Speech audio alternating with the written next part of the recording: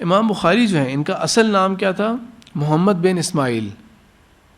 194 میں تو آپ کو بتا دیا پیدا ہوئے تھے، بخارا میں پیدا ہوئے تھے. بخارا جو تھا اس وقت کا یہ خراسان کا بہت بڑا علاقہ ہوتا تھا.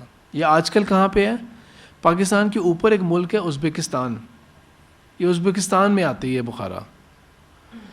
تو عرب نہیں تھے، نان عرب تھے یہ.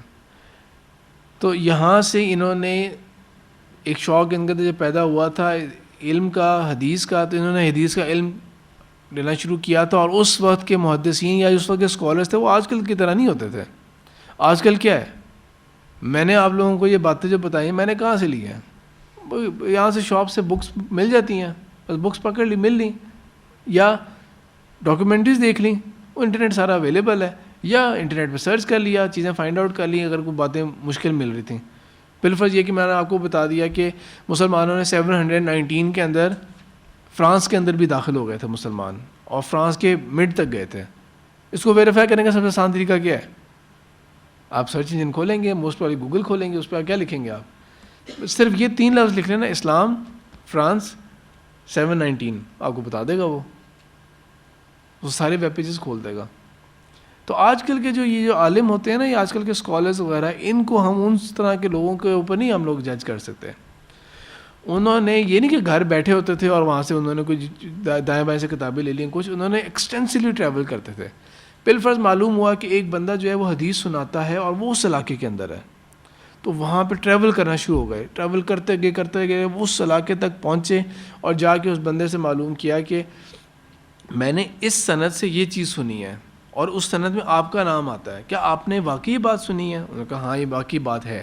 اگر انہوں نے کہہ دیا، اکنالج کر دیا واقعی پوری بات یہ ہے، تو سند چھوٹی ہو گئی، ڈائریکٹ اس کو لنک کر لیا اپنے ساتھ. تو جہاں جہاں پر بھی مسلمان تھے، کیونکہ مسلمان پھیل گئے تھے، جیسا آپ کو میں نے میپ دکھایا تھا کہ مدینہ مکہ سے یوں پھیلے تھے مسلمان، ہر طرف پھیلے تھے. تو ان کی جو قبریں ہیں وہ مختلف جگہوں کے اوپر ہیں. پھر جہاں جہاں وہ رہے تھے وہاں پہ ظاہری بات ہے انہوں نے رسول اللہ صلی اللہ علیہ وسلم کو جس طرح دیکھا، جس طرح سنا ان کی باتیں، انہوں نے اپنے اس علاقے کے لوگوں کو اس نے سکھایا. ان لوگ اسی کو پھر کوٹ کرتے آتے تھے کہ انہوں نے ہمیں یہ سکھایا تھا اس طرح. تو اس وجہ سے وہاں کے جو لوگ تھے تھوڑا سا اسی لیے ویریشن بھی آ جاتا ہے فقہ کے اندر کہ جو اسکالر جہاں پہ ہوتے تھے وہ اس علاقے کی جو چیزیں انہوں نے فائنڈ آؤٹ کی تھیں وہ انفارمیشن ان تک پہنچی نہیں پہنچی اس طرح کر کے. تو بہرحال میں جو بات ریز کر رہا تھا وہ یہ تھا کہ اس وقت کے جو اسکالرز ہوتے تھے ان کو بہت ٹریول کرنا پڑتا تھا، بہت ٹریول کرنا پڑتا تھا. امام بخاری جو تھے یہ پروفیشن کے اعتبار سے بزنس مین تھے، لیکن یہ وہ والے بزنس مین نہیں تھے کہ سارا کام، ساری محنت، ساری جوانی، سارے اپنی صلاحیتیں جو ہیں وہ بزنس پہ لگائی ہوئی ہیں اور دین کو بس یہ سمجھا ہوا ہے کہ کبھی ہفتے کے اندر 1 گھنٹے کے لیے ہم کہیں چلے جائیں گے. ان کا بالکل اپوزٹ ہوتا تھا. ساری جوانی، سارا پیسہ، ساری محنت، ہر چیز جو ہوتی تھی وہ دین کے لیے ہوتی تھی. جب پیسہ ختم ہونے کے قریب آ جایا کرتا تھا تو یہ تھوڑا سا تجارت کر لیا کرتے تھے. جب پیسہ بن گیا، بزنس کا پروفٹ آ گیا، اب دوبارہ دین کے کام میں لگ گئے. جب تک کہ خاص لیول تک وہ کم نہیں ہو گئے پھر دوبارہ تھوڑا سا کام کر لیا. اس طرح کر کے یہ کیا کرتے تھے. تو ان کی زندگی کا ایک واقعہ ہے کہ یہ ایک سفر کے اوپر جا رہے تھے، سمندری سفر کے اوپر، حدیث کا علم معلوم کرنے کے لیے. کیونکہ ساتھ تاجر بھی تھے تو انہوں نے اپنے ساتھ پیسے بھی رکھ لیے. اب یہ مختلف کتابوں کے اندر نا مختلف الفاظ آئے ہوئے ہیں، کم سے کم 1000 کا بھی ذکر آتا ہے، 1000 دینار بھی تھے، اور 1,00,000 کا بھی ذکر آ جاتا ہے کہ ان کے پاس کتنا پیسہ تھا. تو یہ اپنے ساتھ کچھ پیسے لے کے گئے تھے. اب سمندر کا اس وقت کا سفر جو ہوتا تھا، ظاہر بات ہے یہ موٹر بوٹس تو نہیں ہوتی تھیں، تو سمندری سفر کس طرح ہوتا تھا؟ ونڈ پاور کے اوپر چلتے تھے، تو وہ ٹائم لگتا تھا اس کے اندر.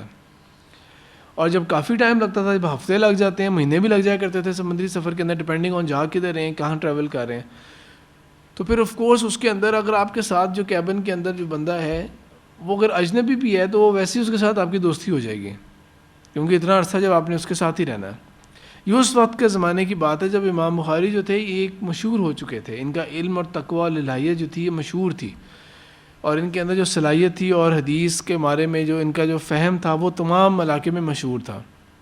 تو یہ سفر کر کے جا رہے تھے. ان کے ساتھ جو کیبن میں شخص تھا وہ ان کو ان کی علم اور ان کے مقام کی وجہ سے بہت رسپیکٹ کرتا تھا، اور وہ میکسیمم کوشش کرتا تھا کہ وہ ہر وقت ان کی صحبت میں رہے، ان کے سامنے بیٹھتا تھا، ان کی صحبت میں رہے تاکہ میکسیمم سیکھ سکے ان سے. تو کیا ہوا کہ جب امام بخاری کا بھی ان کے ساتھ ایک خاص فرینکنس یا ایک دوستی کا لیول ہو گیا تو انہوں نے یہ بھی بتا دیا انہیں کہ میں اب میرے ساتھ نا کچھ کیپٹل بھی ہے, کچھ پیسے بھی لے کے جا رہا ہوں, میرے پاس جتنے بھی پیسے بتائے 1000 یا 1 لاکھ جتنا بھی پیسے تھے وہ بتا دیے, میرے پاس اتنے ہیں. تو وہ کیا ہے کہ بات ہو گئی, رات کو سو گئے. اب رات کو اس شخص کے اندر نا ایک وسوسہ آیا. صبح ہوئی تو اس نے کیا کیا, صبح ہوئی تو اس نے چیخ چہاڑا مچانا شروع کر دیا, اپنے کپڑے کھینچ کے پھاڑنا شروع کر دیا اپنے چہرے کے اوپر, جیسا ہمارا کرتے لوگ, جیسے ایز ایف کہ کوئی بہت بڑا نقصان حادثہ ہو گیا. لوگ آگے پوچھیں کیا ہوا کیا ہوا کیا ہوا, پہلے تو نہیں بتایا, بعد میں بتایا تو کہہ دیا کہ میرے پاس اس طرح پیسوں کا ایک بیگ تھا, اتنا پیسہ میں ساتھ لے کے آیا تھا, اور وہ سارا کا سارا جو ہے وہ گم ہو گیا, کسی نے چوری کر لی, یعنی کہ رات کو تھا اب کہیں چوری ہو گیا. تو معلوم کرو کس نے کیا, کیا ہوا ہے. تو جو بھی اس شپ کے کرو والے تھے انہوں نے تلاشی لینا شروع کر دی سب کی. امام بخاری کو ان کی رسپیکٹ کی وجہ سے چھوڑا, باقی سب لوگوں کی تلاشی لینی شروع کی. وہ تلاشی ہو گئی, کچھ بھی نہیں ملا. امام بخاری سے بھی کہا کہ آپ کے بھی سامان کی تلاشی لینی پڑے گی. انہوں نے کہہ دیا لے لو تلاشی. انہوں نے وہاں کی بھی تلاشی لے لی, کچھ بھی نہیں نکلا. بعد میں اس بندے کو برا بلا کہہ دیا کہ تم نے جھوٹ بولا ہے, کوئی چوری نہیں ہوئی تھی, ایسی کوئی بھی چیز نہیں تھی. وہ بات ختم ہو گیا. وہ بندہ شخص شرمندہ, اب پیسے بھی ہاتھ نہ آئے اور شرمندگی بھی اتنی زیادہ. بہرحال جب بالآخر جب وہ سمندری جہاز جو تھا وہ ان کا ڈاک پہ لگا, اسٹیشن ہوا, لوگ جو ہے وہ وہاں سے ڈس امبارک ہوئے, اترنا شروع ہوئے, تو وہ پھر شخص اس وقت آیا دوبارہ سے, اور اس نے آ کے اپولوجائز کیا امام بخاری کے آگے کہ میں نے جو حرکت کی ہے وہ واقعی ایسی ہے, لیکن صرف یہ بتائیں کہ وہ پیسے گئے کدھر. آپ نے بتایا تو کوئی جھوٹ تو نہیں بولا ہوگا, وہ پیسے کدھر گئے. تو انہوں نے کہا وہ میں نے پیسوں کا جو بیگ تھا نا وہ میں نے سمندر میں پھینک دیا تھا. سمندر میں پھینک دیا وہ, اور مجھے اتنے اطمینان سے بتا رہے ہیں.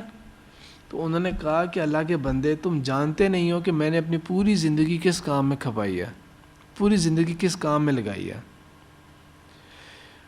اس علم کا, ان کتابوں کا, ان تمام چیزوں کے اوپر جو اس کا جو اصل جو تسلی والی چیز ہے, جس کا فائدہ آنے والی امتیں, آئندے والی نسلیں اٹھائیں گی. اتنے 100 سال گزر گئے ہیں, 1200 سال ہو گئے ہیں, ہم لوگ فائدہ اٹھا رہے ہیں نا اس کا. آئندہ آنے والے لوگ جو ہیں جس سے فائدہ اٹھاتے جائیں گے, وہ میں یہ نہیں چاہتا تھا کہ صرف اس بات کے اوپر, میری ذات کے اوپر, میری پرسنالٹی کے اوپر یہ ایک الزام لگ جائے کہ ان کے اوپر ایک دفعہ چوری کا الزام لگا تھا, چاہے بعد میں جھوٹا ہی ثابت کیوں نہ ہو جائے, لیکن صرف ایک یہ بات آ جائے کہ ہاں ان کے اوپر ایک اسکینڈل ہوا تھا, چوری ایک دفعہ ان کے اوپر الزام لگا تھا. تو مجھے یہ گوارا نہیں تھا, اس لیے میں نے وہ پھینک دیا تھا. یہ تھا مسلمانوں کے جو اسکالرز ہوتے تھے ان کا کریکٹر اور ان کا اخلاق ہوتا تھا, اور انہوں نے کس طرح دنیا اور دین کا بیلنس رکھا ہوا تھا, اور کس قدر اللہ کے اوپر توکل تھا, کس قدر توکل تھا. حالانکہ اگر دوسری چیز ہوتی تو بھی کوئی حرج نہیں تھا. بالفرض اگر ان کا سامان, یا امام بخاری خود اس ٹائم بول اٹھتے کہ نہیں یہ بندہ جھوٹ بول رہا ہے اور یہ سامان میرے پاس تھا, اور وہ کوئی اور بھی نشانیاں بتا دیتے اس بیگ کے بارے میں کہ وہ دیکھ رہا وہ بیگ ایسا ہوگا یا وہ, اور اس سے پوچھ لو کہ نشانی بتائی, یہ نہ بتا پائے, اور بہت ساری چیزیں ہو سکتی تھیں. یعنی کہ وہ کہنے کا مطلب یہ کہ وہ چاہتے تو نا پیسہ بچا بھی سکتے تھے, اور لوگوں نے ان کی بات کا یقین بھی کرنا تھا, لیکن صرف اس وجہ سے کہ کوئی ایک لمحے کے لیے بھی میرے کریکٹر کے اوپر اتنا سا بھی دھبا نہ لگ جائے. تو وہ انہوں نے وہ سب کچھ جو تھا وہ اس کے اندر پھینک دیا.